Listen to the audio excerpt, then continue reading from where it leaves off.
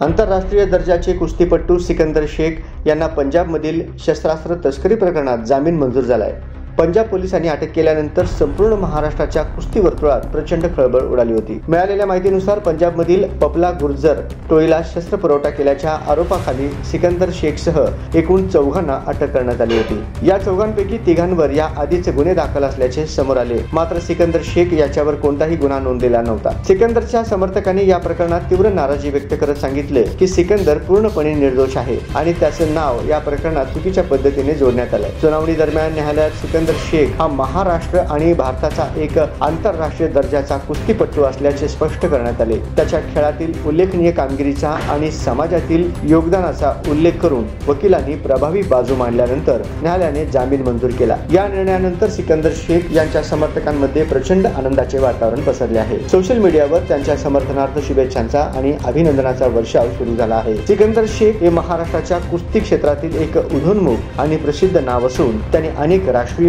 व आंतरराष्ट्रीय स्पर्धांमध्ये देशाचं नाव उज्ज्वल केलं आहे। आता जामीन मंजूर झाल्यामुळे त्यांच्या चाहत्यांमध्ये पुन्हा एकदा दिलासा आणि समाधान व्यक्त केलं जात आहे।